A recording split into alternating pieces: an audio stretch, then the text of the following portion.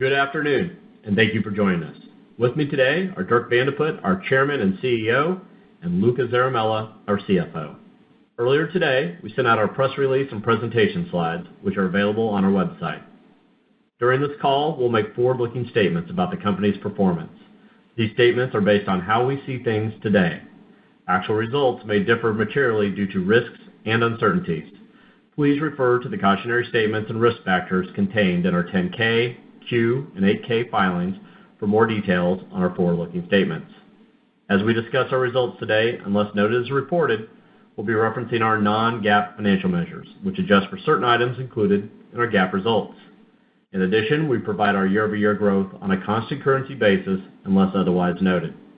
You can find the comparable GAAP measures and GAAP to non-GAAP reconciliations within our earnings release and at the back of the slide presentation. Today, Dirk will provide a business and strategy update, followed by a review of our financial results and outlook by Luca. We will close with Q&A. I'll now turn the call over to Dirk. Thank you, Shep, and thanks to everyone for joining the call today. I will start on slide 4. I'm pleased to share that 2024 is off to a solid start with strong profit delivery. We posted solid top-line results in the first quarter, coupled with strong earnings and free cash flow generation. We continue to see momentum in emerging markets where consumer confidence remains strong and our categories remain resilient.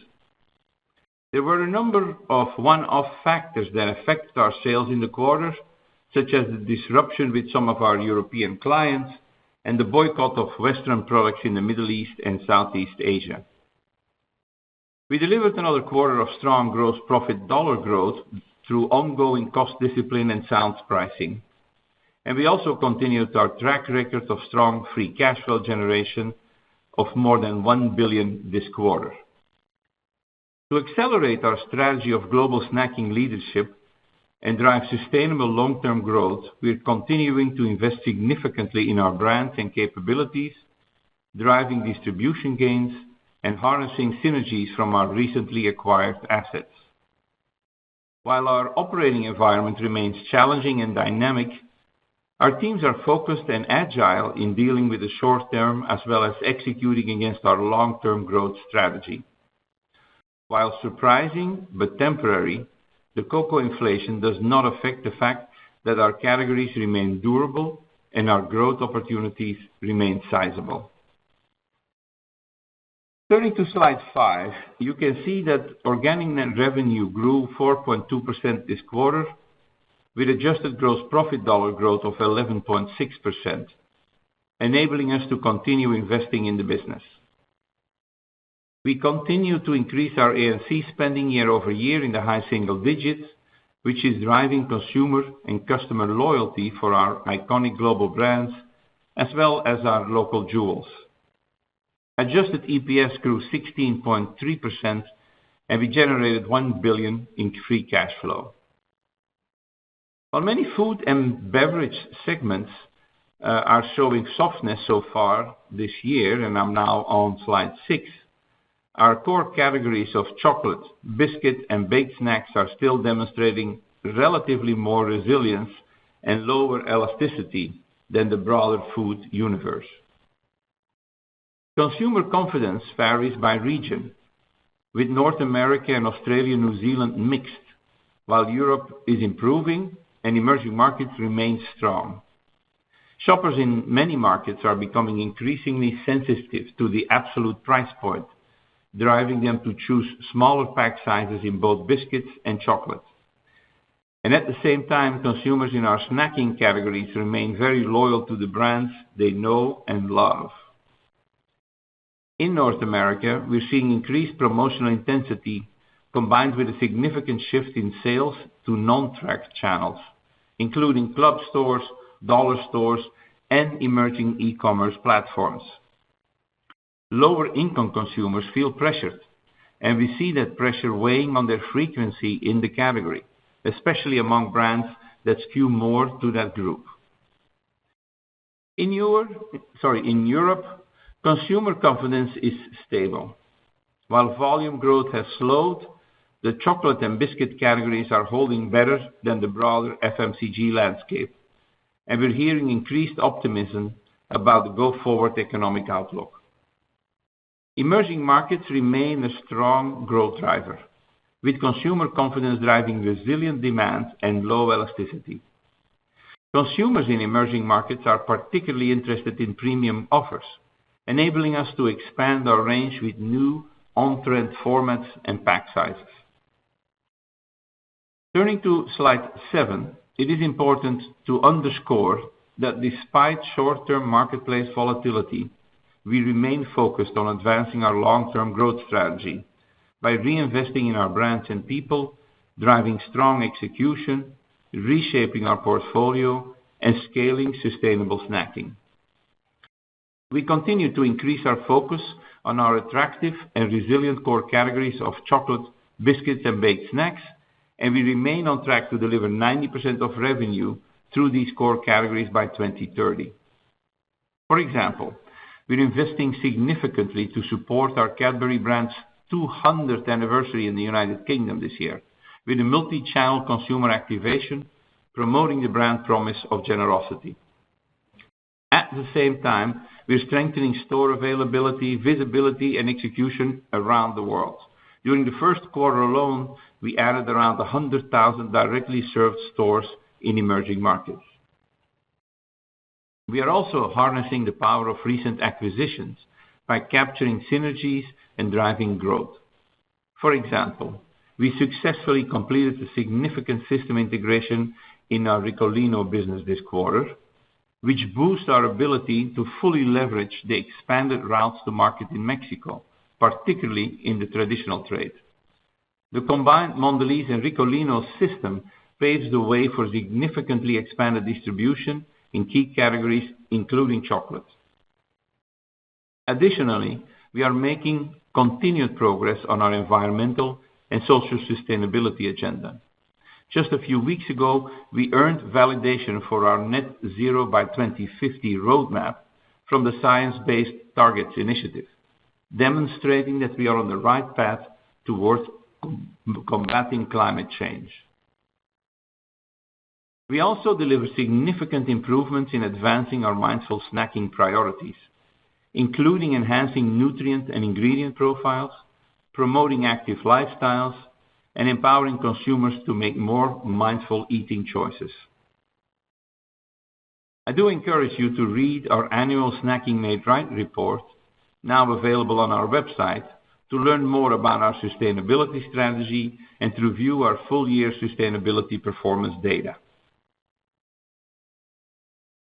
Before I turn the microphone over to Luca on slide 8, I'd like to spend a few minutes putting the recent headlines about cocoa prices and chocolate into perspective. We're playing for the long term in chocolate because it is fundamentally a great category with very high brand loyalty and low private label penetration. And within this great category, our business is strong and agile. Record costs for cocoa ingredients and the resulting current and future price increases for customers and consumers obviously are generating substantial discussion. Despite this near-term headwind, chocolate volume continues to grow.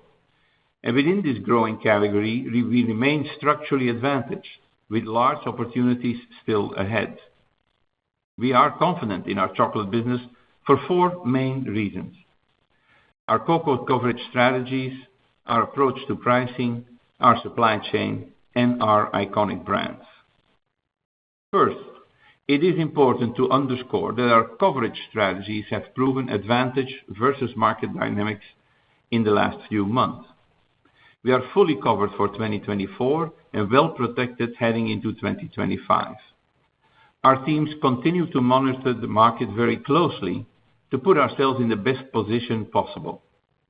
While poor weather and other factors on the supply and demand side have driven prices to unprecedented levels, we believe there will eventually be a market adjustment.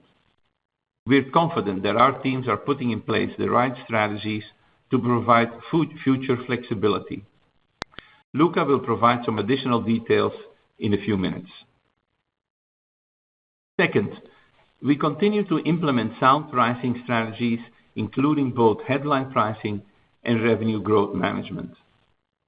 We remain agile in balancing the need to offset inflation with the need to maintain solid volume dynamics. We are especially focused on protecting critical price points, including low unit price and other key threshold prices. Third, we remain confident in our supply chain. Continuity remains our top priority, and we are confident in both our own team and our partners with robust work streams to minimize the risk. Finally, and perhaps most importantly, we have some of the strongest, most iconic chocolate brands in the world, including Cadbury Dairy Milk, Milka, Côte d'Or, Marabou, Freia, and Lacta, to name a few. These brands already are the leaders in numerous key markets, and we are well positioned to accelerate growth in emerging markets. Our research shows that consumers remain extremely loyal to our great brands because chocolate plays an important role in their lives, helping to bring families together, celebrate key milestones, and to enjoy some quiet me time. In our annual State of Snacking survey, conducted in partnership with the Harris Poll, 72% of consumers across 12 countries said that a world without chocolate would be a world without joy. Nearly 60% said that they would rather give up social media for a month than give up chocolate. Our iconic portfolio,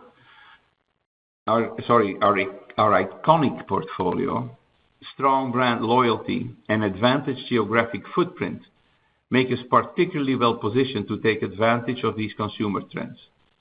In summary, we're confident that we're well equipped to navigate a relatively short-term headwind and that we're structurally advantaged to accelerate long-term growth in this category. With that, I'll turn it over to Luca to share additional insights on our financials. Thank you, Dirk, and good afternoon. Q1 marked a solid quarter for our business, with organic net revenue growth across each region, strong profit dollar growth, substantial reinvestment into A&C, and great free cash flow generation. Revenue grew 4.2%, with strong pricing execution. Volume mix was varied for the quarter, with emerging markets flat despite being impacted by some political unrest in the Middle East and some production slowdowns in Mexico related to Ricolino being integrated into SAP. We expect both issues to subside throughout the year, and specifically Ricolino is almost back on track. On the other side, developed market volume mix was down 3.6% for the quarter, being impacted mostly by Europe customer disruption and the U.S. biscuit market softness. On the customer front in Europe, we are happy to report that about 90% of the price is now implemented. One relevant customer alliance is still pending.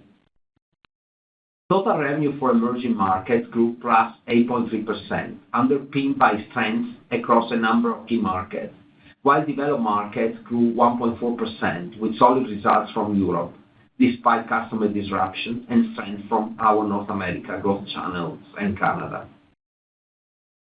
Moving to portfolio performance on slide 11. Biscuits and baked snacks grew 0.6% for the quarter. A number of brands delivered solid growth, including Oreo, Ritz, TUC, and 7 Days. On the flip side, we have seen ongoing softness in U.S. biscuits, driven primarily by brands that have higher penetration among lower-income households, such as Chips Ahoy.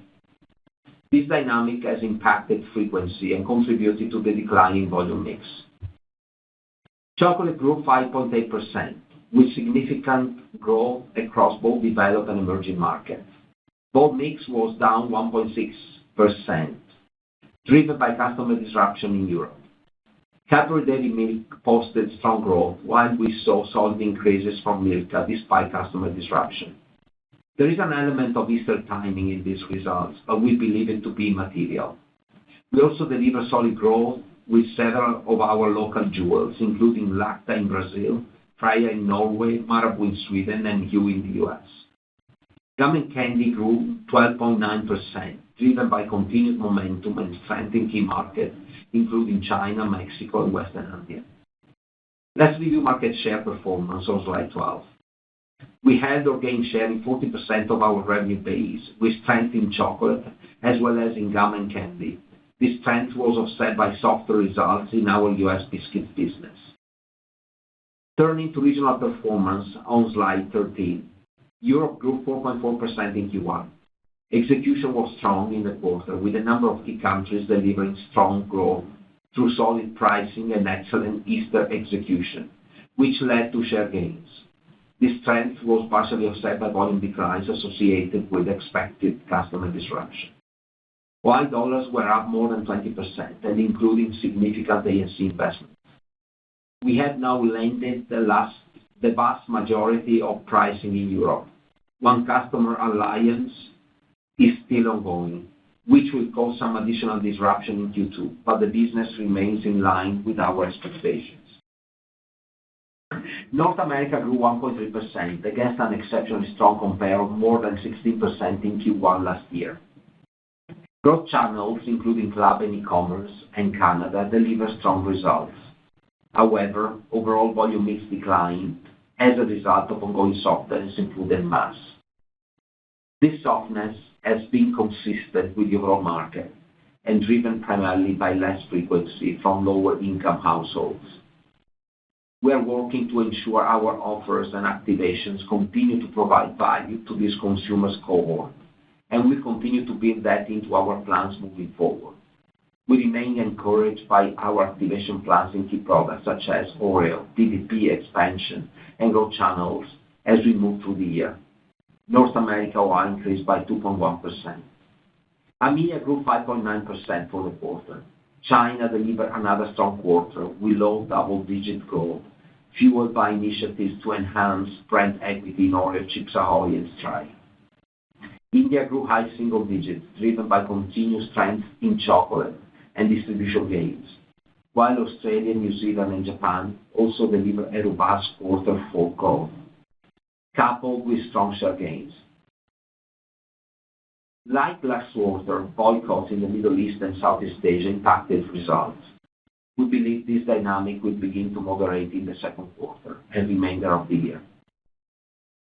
AMEA increased OI dollars by 20.2%, continuing a strong track record of top and bottom line growth.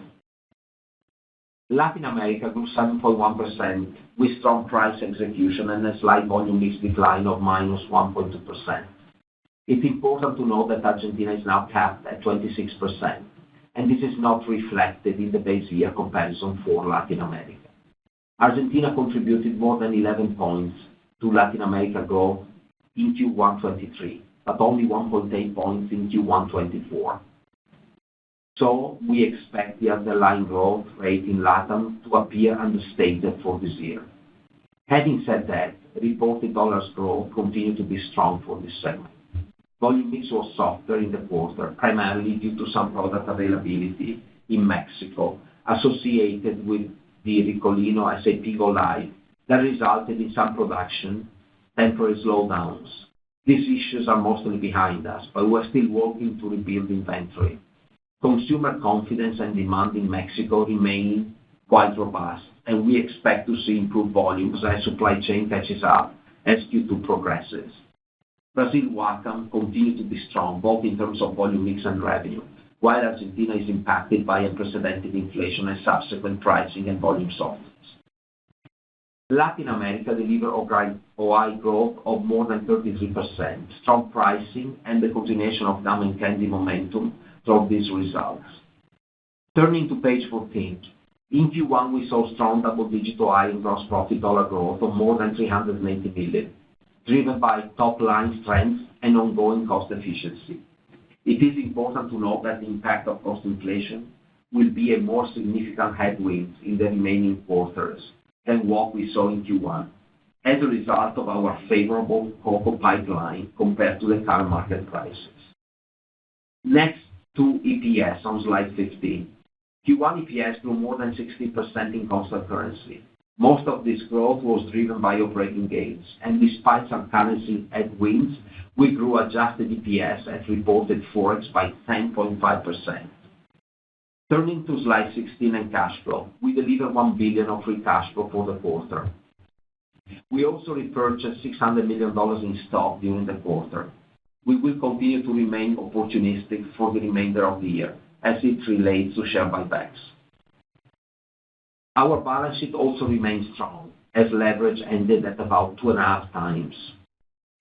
Before moving to our outlook, let me take a moment to discuss cocoa on slide 18. First, our coverage strategies have proven advantageous versus market dynamics in the last few months. We are fully covered for 2024 and also for a portion on H1 2025. Typically, we are covered for 12+ months, but given recent volatility, we have remained slightly shorter in duration. Our teams continue to monitor the market very closely to put ourselves in the best position possible. It is obvious that a series of conditions on both supply and demand sides have driven costs up at unprecedented levels. We believe there will eventually be a market adjustment, and while we want to protect ourselves, we are putting in place flexible structures that will allow us to participate to potential upside versus current historically high prices.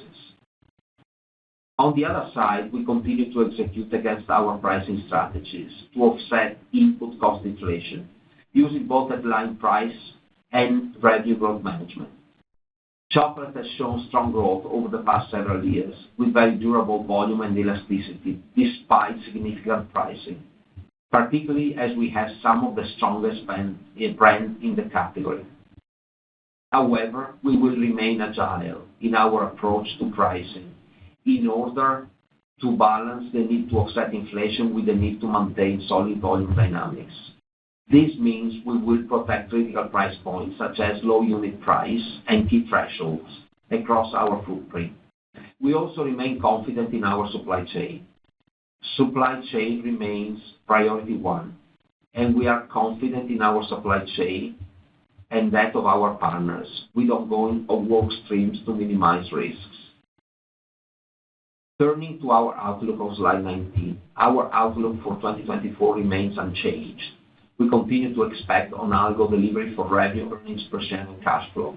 This includes the upper end of our 3-5% range for organic net revenue growth, which continues to factor in ongoing customer disruption in Europe and softer growth in parts of the U.S. Most of our key assumptions remain consistent with what we shared with you in our last call. We continue to expect a high single-digit inflation in 2024. Although the vast majority of pricing has been landed in Europe, we continue to expect some level of customer disruption in Q2 associated with our annual price negotiation process. Interest expense is now expected to be approximately $300 million for the year. We are expecting 10 cents of EPS headwinds related to Forex impact. In terms of tax rate, we continue to expect an adjusted effective tax rate in the mid-20s. Share repurchase is expected to be $2 billion with an opportunistic approach. With that, let's open the line for questions. At this time, if you'd like to ask a question, please press the star and 1 keys on your telephone keypad. Please note you may remove yourself from the question queue at any time by pressing star and 2. Again, it is star and 1 to ask a question today. We'll take our first question from Ken Goldman with J.P. Morgan. Please go ahead. Your line is open. Hi, thank you. You highlighted a few of the challenges in North America at the moment. Just as we think about the path ahead, maybe, how are you considering some of the more important actions that can be taken to protect share, maybe in light of some of the challenges at the lower-end consumer, and also given your comments about globally sort of protecting some of the price points that are out there? I'm just trying to get a sense for the tactics that might be implemented. Yes, Ken. Hi. Well, yes, and I mean, you see that the category is slowing down and that we are losing a little bit of share. I think everybody knows that the consumer is sort of seeing a number of things. There is the persistent inflation, there is the high interest rates, there's the loss of the SNAP, and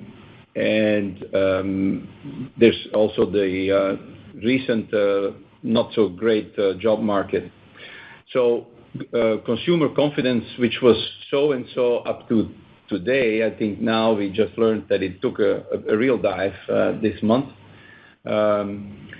We see in our categories the elasticity is really going up. Penetration is still pretty good, but people are much more conscious about price points. The frequency is coming down, particularly with the lower income consumers, and particularly the brands that are important for them, like Chips Ahoy, can see that they're losing some market share to private label. There is, as I just said, some trade down to private label. And then another thing to keep in mind is that there's some big channel shifts taking place to club or online or into the value channel. So what are we doing about it? The first thing is that we last year didn't have a great performance in TDP. So going forward, we are increasing our TDPs, which will help our volumes going forward and our market share. For those lower income consumers who are buying very carefully and evaluating very carefully when and what and at which price they buy, we will need to become more agile in the promo mechanisms that we will play out, and we're working hard on finding what works best for us, and that's kind of different brand by brand, and that largely talk about what we do on our base packs here. We will continue to invest in our brands because we increased prices also in March, so we will increase our investment. We're launching a number of special packs, a number of additional multi-packs, but also, for instance, in Cliff, we are reducing the size of our multi-packs from 6 to 5 or from 12 to 10 units in a multi-pack, which will help the price point we're selling at. And so that gives you a little bit of an idea of what we're planning to do going forward. We assume that in the second half of the year, the consumer will have a better confidence and that we will see gradually the volume and the market share to come back. Great. Thank you for that. And then, Luca, as we look at the remainder of the year, especially just modeling 2Q in particular, are there any unusual puts and takes that maybe aren't fully or properly factored into street forecast? Anything we should be more considerate of that maybe we're not yet? I don't think that's necessarily the case, Ken. We feel good about reaffirming at this point our original guidance for 2024. And while it is true that the biscuit category in the U.S. is a little bit softer, we are overall happy with most of the dynamics we see around the world. Importantly for us, Chinese New Year and Easter were quite good, and these are critical consumption events for us, but you should expect categories to continue their trends into Q2 and the latter part of the year. I want to spend a minute talking about pricing. We are at this point in total where we should be. We have implemented the price that we targeted everywhere, including Europe. We still have one main customer to finalize in Europe, which is leading to some disruption in Q2, so you should expect that. But overall, in terms of pricing, we are where we had anticipated to be by now. Inflation is in total in line with what we expected, and by now we have locked cocoa for the entirety of 2024. So we have quite a good visibility on cost. I would have a special call out here because cocoa cost will escalate throughout the year, particularly in the second half. The acquisitions, we started a little bit softer than expected, particularly in Cliff, and I called out some temporary issues in Ricolino, but you should see a sequential improvement throughout the year.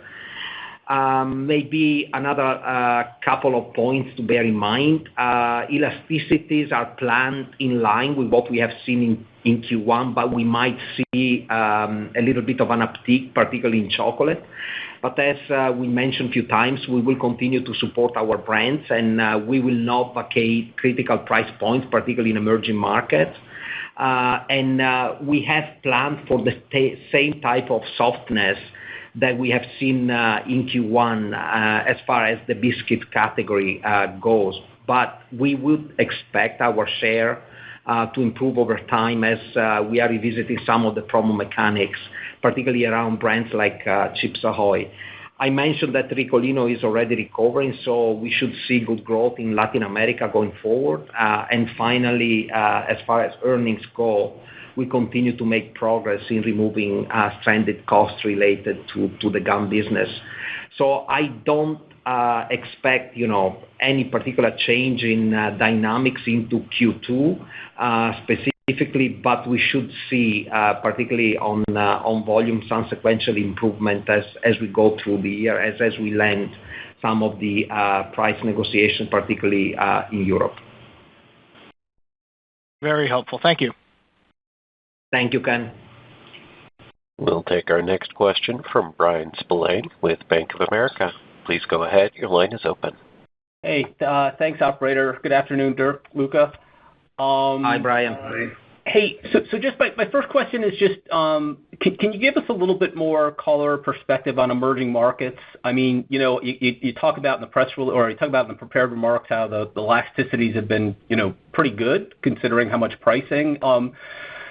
So I guess as we're thinking about balance a year and just contribution to, growth in the back half of the year, just give us a little bit more, if you can give us a little bit more color on emerging markets and how we should be thinking about that. Yes. Just to situate it, about 40% of our sales growth in emerging markets was about 8% in Q1.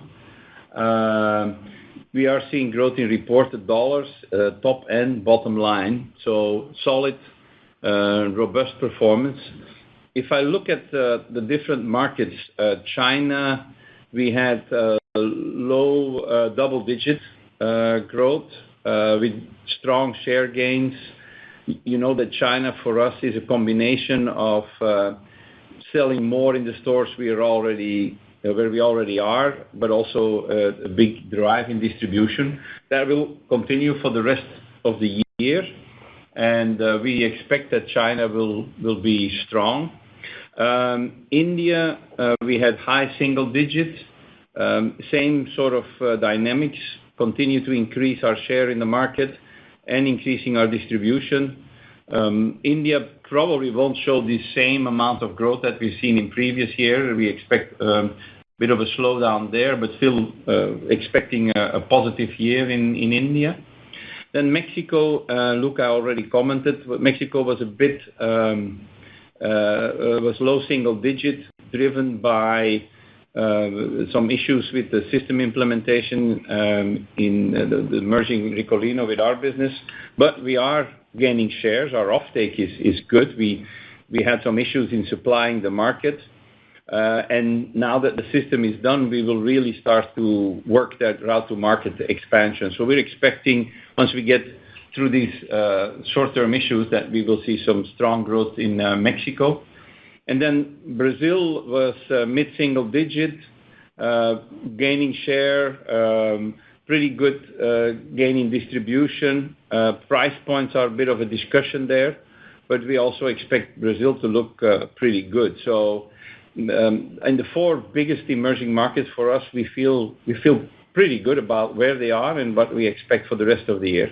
There are some watch outs. There is inflationary pressure in Nigeria, Pakistan, Egypt.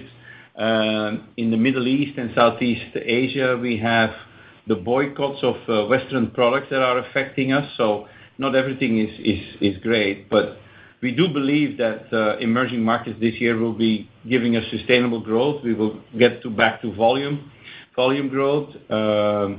We feel that the low category penetration that we have and the distribution opportunity that we have will drive this. I think we are also gradually getting into the adjacencies, and we are able at this stage to continue our virtuous investment cycle where we continue to increase our investment every year. We get good growth, we generate more margin, and the year after we increase our investment. So overall, it's not going to be an incredible year in emerging markets, but it's going to be a very solid year for us in emerging markets. Thanks, Dirk. And Luca, just one quick one on cocoa. I know here, our trading desk kind of has a view that we might be, closer to $5,000 by the end of the year. So I guess to the extent that, there's an expectation that cocoa prices come down, does it pay for you to just sort of wait to hedge? I guess it's kind of like shorting cocoa, but I think last year you might have held out until the middle of the year before you started locking in. I'm just kind of curious how we should be thinking about and observing what you may be doing to start thinking about cocoa in 25. That's a very good question. So we truly believe that current cocoa prices are the results of a series of accidental circumstances that over time we believe should go away. I think you all know that the main crop last year was problematic, but as you might have read from multiple sources, the mid-crop is already looking much better. But also on the other side, on the demand side, the industry went a little bit shorter than usual on coverage, and now buying out of necessity to replenish minimum stocks really provides support to the current high prices.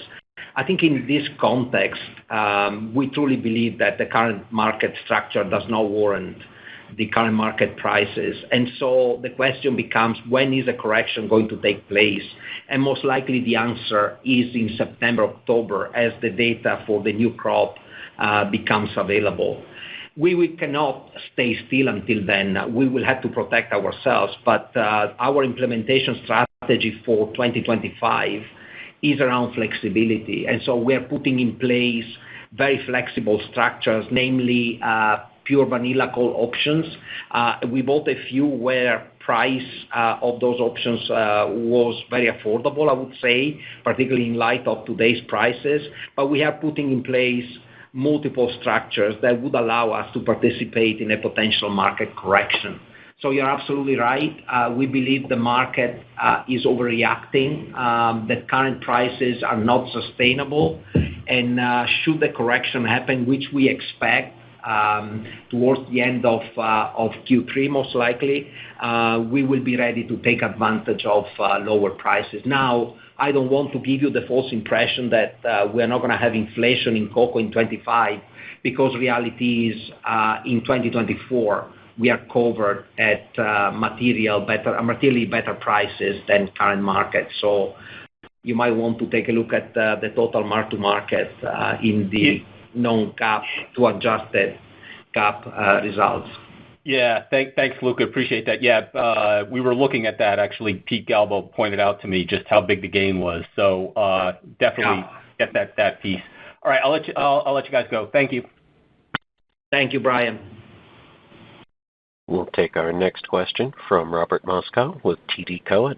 Please go ahead. Your line is open. Hey there. Thanks for the question. I guess one of the more pleasant surprises is that European chocolate retail data looks very, very strong. The elasticity looks de minimis. And I want to know if you think that will help in your negotiations with retailers heading into 2025. Are the retailers happy with how the category is performing, how the consumer is handling the pricing so far?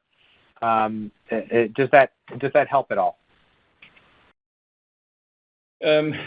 Yeah, so of course it does help in the sense that so far the elasticity is relatively benign. We've got a good performance. Despite some disruptions, growth has been solid, I would say, and we have increased our market share. We do have to take into account that Easter came earlier. We had a very strong Easter from our side, but it came early, so some of the numbers you're seeing are influenced versus last year with an earlier Easter. But overall, I would say that this certainly is better than you would have expected. So it shouldn't be a surprise in a way, because we know that the chocolate market can be very resilient.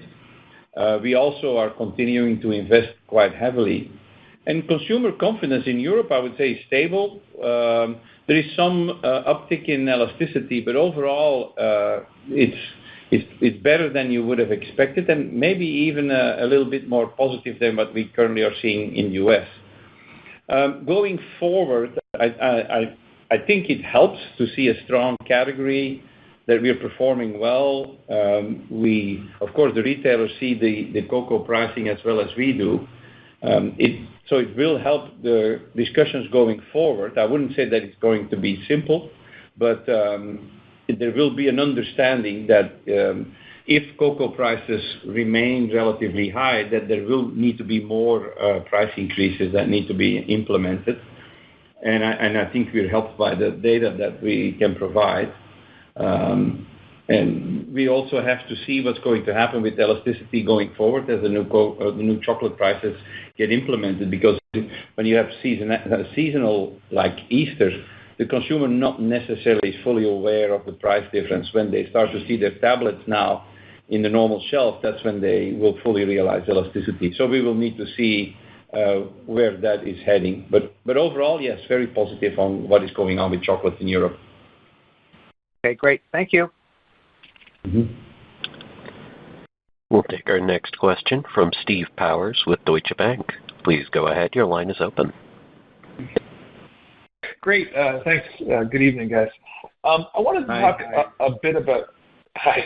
Let's talk a little bit about the gross margin. I thought coming into this year, you actually expected the gross margin to start out slower in the first quarter and actually sort of improve year-over-year as we went into the year. It seems like we're setting up for a different, maybe an opposite dynamic. So maybe you could just expand on what drove the gross margin higher this quarter, and then how you expect the cadence of gross margin to evolve over the course of the year. Yeah, so as I said, both in the prepared remarks and in my first answer to Ken's question, we are very happy with the level of pricing we have taken so far, and so we are absolutely on plan. On the cost side, I commented about the fact that the cocoa price escalation will be more visible in the second part of the year. So I'm not sure you will continue seeing, the type of gross profit dollar expansion and gross margin that you saw in Q1 into the second half, because the cocoa prices will hit a little bit harder particularly in Q4. So I wouldn't read too much into that. I think the way you have to think about it is, are we happy with, expanding gross profit dollars, almost 12%? Absolutely. Are we happy with the reported dollar gross profit that we see? Absolutely. We are pricing in a very disciplined manner around the world. We are doing RGM, so that is bearing its fruit. But you're going to see some compression, particularly in Q4. So don't expect like 2.5 points of gross profit expansion from now to the end of the year for sure. Yeah. Okay. Very good. Thanks. And actually, Dirk, if I could build on your comments just a minute ago on Europe, I'm curious. I mean, understanding that the retail negotiations have gone maybe a little bit better than you had originally assumed, but it seems like demand, as you say, is stable, maybe a little bit better than expected.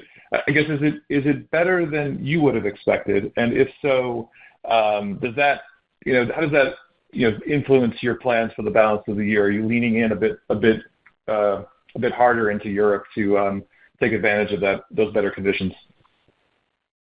Yes. I would say, first of all, as it relates to the client negotiations, they largely are going exactly as we would have expected. As we knew that we had increased prices, we foresee that in our forecast for the year. And at the moment, it's playing out as expected. As Luca mentioned, there's still one buying group that we need to finish.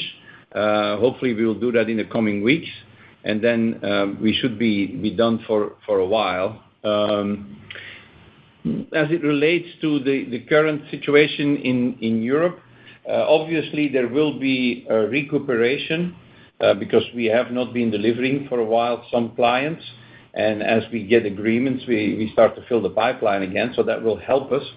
But overall, I would say that we are not expecting to see for the full year a big difference in our European performance. We're not expecting to see an upside. We are convinced that we have more stability. We feel more assured about delivering what we are expecting to deliver in Europe, but we're not counting yet on an upside for the year. Okay. Thank you very much. Okay. We'll take our next question from Alexia Howard with Bernstein. Please go ahead. Your line is open.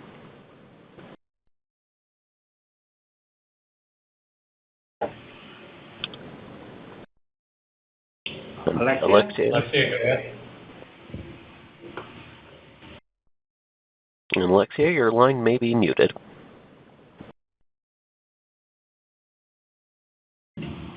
Let's go to the next question. Our next question comes from Chris Carey with Wells Fargo Securities. Hi, everyone. Hi, Chris. Dirk, in the comments that you made around the consumer in North America, elasticities picking up a little bit, and some expectations into Q2 in the back half of the year, I guess I'm just trying to understand a couple of things. First, in Q1, is there anything within the portfolio that you would deem not elasticity related? You mentioned some competitive activity in Clif that you're going to be responding to. Say anything, competitively or fundamentally that you would point to that you would see improving into Q2, where it gives you a little bit of confidence in North America. And then the second thing would just be regarding the consumer into the back half of the year. Did I catch you right that there's an expectation that the consumer in North America gets a little bit better and that your volume trends as such should improve sequentially? So perhaps just any help on portfolio dynamics in the quarter and also just, I guess, more of like the macro and the consumer. Yeah. Well, I would say that if you look at the market share evolution, the brand that's most affected is Chips Ahoy, and Chips Ahoy is the most susceptible to private label. An Oreo or a Belvita are gaining market share, and so I would say if there's anything that's pointing, I wouldn't call it necessarily not susceptible to elasticity. We see some elasticity on those brands too, but overall the activations that we have and the interest we're getting from the consumer on those two brands offset the elasticity effect that we're having. As it relates to what we need to do going forward, it's largely now trying to figure out in which way can we get the frequency, particularly from the lower income consumers that we would like to see. So price points certainly play a role, and we will need to work short-term with promotions, longer term probably working on the size of our packs to make sure that we hit those right price points. Because if we see anything in the elasticity, it is that we have surpassed certain price points and that is having a big effect. Now, I would say that movement is happening already, so that's what we gradually will expect to improve in the coming months, i.e. that our promotional and pricing strategy gets better, that we understand better how to get the frequency and the volume from the consumer. I'm also expecting that the overall consumer confidence in the second half of the year will improve. That will have an effect for us. There's a lapping effect. Last year we had 16% growth in North America. Of course, that plays a role. The lapping later in the year will be easier.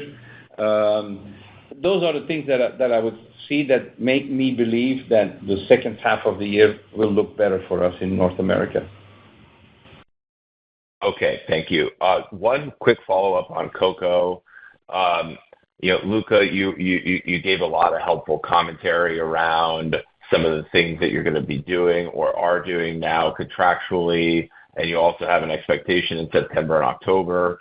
I guess the question is, what if cocoa sustains these really high levels and we don't see the fundamental break expected going into next year? Is it still appropriate to think about pricing as the core mechanism to cover the inflation, or given the lead time that you have to prepare, maybe there are other alternatives like accelerated savings, RGM, the sorts of things that you can do when you have many months to prepare for such cycles, if indeed you believe that the cocoa prices at some point will eventually break. So it's just more game theory, but any context on that would be helpful.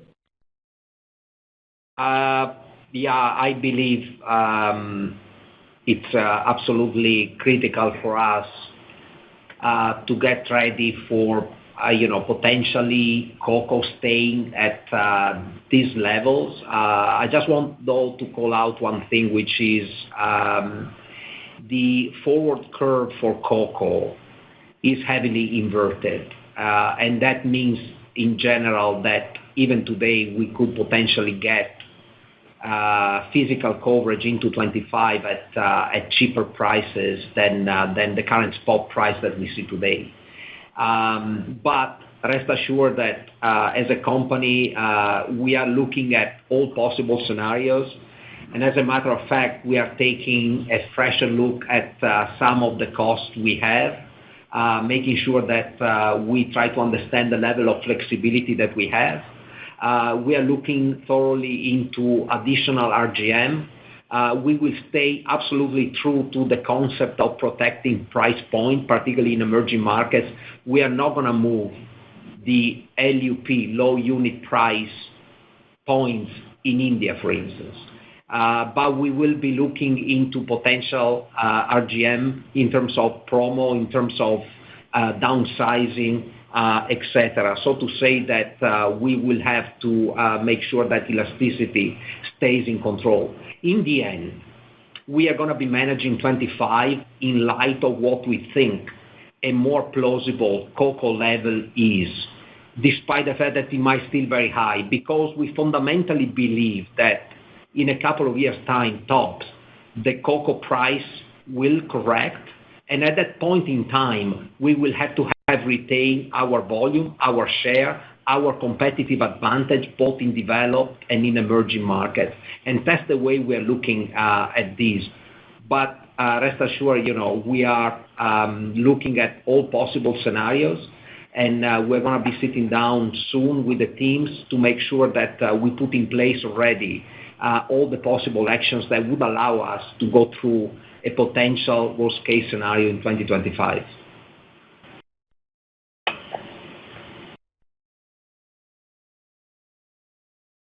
Next question, please. We'll take our next question from Rob Dickerson with Jefferies. Please go ahead. Your line is open. Rob,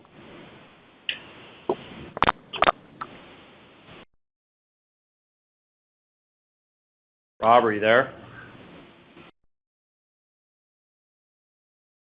Oh, one moment. Let me return. Yep. Rob, please check your mute function. Can you hear me? Yes, we can. Yeah. Oh, great. Thank you. Sorry about that. So just one quick one on cocoa again, Luca. Just in terms of your comments around, maybe the mid-crop coming in a little bit better, their kind of expectation, maybe things could ease and improve a little bit kind of in the almost, pre-main crop period. I mean, kind of what you're saying is just the expectation here is that, supply should be up, right? I mean, we're clearly running at a deficit, but then, we should assume that supply should be up in the next main crop. Is that fair? Yes, I think that's fair. I mean, when you look closely at the numbers, Ivory Coast and Ghana, the main crop was down year on year and about 20%. The total cocoa supply was positive elsewhere. In total, it was down minus 10%. Do I expect the main crop to be down 20% in Africa or 10% in total again? I don't think that's a plausible scenario at this point in time. But as I said, we will know more as we get closer to the main crop. But fundamentally, nothing has really happened that structurally impairs the production capability of Africa specifically to that level. So yes, I'm hopeful that there will be a better main crop, and I think you will see prices for cocoa adjusting. Having said that, we are looking into all possible scenarios, and we're going to be implementing some non-regret opportunities that we see before year end. But we'll have to wait for us to be able to tell you what those are. And I think as we move throughout the year, we'll keep you updated on what we see for cocoa into 2025. All right, lovely. And then just quickly on the top line, I think originally Q1, you had said, might be below the algo for the year, just kind of given some of the European disruption. But I think Europe, did better than we all probably saw it. North America is a bit softer. So I'm just curious, are you still thinking there could be slightly positive volume mix for the company for the year? And then I think you also said likely for each of the segments once we X out some of the European disruptions. And then lastly, I think you had also originally said it was probably more high end of the 3 to 5% sales growth. So just curious on the volume piece, and then if you're still at the high end. Look, the volume piece is we expect volume to be flattish for the year. Reality is, as we gave guidance, we had a little bit of headroom, as you might expect. I think that headroom is still for the most part there. We'll have to see how a couple of ticket items play out for the remainder of the year, particularly the boycott in EMEA as it relates to some of our brands. How will that play out in the quarters to come? And the other thing is the share recovery, particularly in the U.S. I feel confident about the plans that the U.S. is putting in place. I think we are moving a little bit the price points of Chips Ahoy, and that would allow us to recuperate share and volume. And Chips Ahoy is the number one driver of the volume declines that you see in the North American segment. But then we will have to see how elasticity plays out as well. I feel quite good about the Latin American business. As I called out, I think 3 out of the 4 business units, and the only one that is declining in volume in real terms is Argentina, but the other 3 are doing quite well. We feel good about China. I think India, we're going to see some slowdowns, but all in all, it should be fine. And then, I could go around the globe and tell you that reality is once we land the final customer in Europe, we hopefully see some repiping of the straight stock, and hopefully the chocolate market will continue displaying acceptable elasticity. So a long answer to say expect flattish volume, but reality is there are some puts and takes, and we want to keep some flexibility within the plan. All right, great. Thank you so much. Appreciate it. You're welcome. And this does conclude our Q&A segment. I'll return the call to our speakers for any closing comments. No, thank you for assisting at the call. I would conclude with saying that we had a solid first quarter, and we feel confident for the rest of the year that we will have an on-algorithm year. And looking forward, if you have any questions, our IR department will be happy to help you. And looking forward to see you next quarter for the results that we have done. Thank you. Thank you, everyone. This does conclude today's program. Thank you for your participation, and you may now disconnect.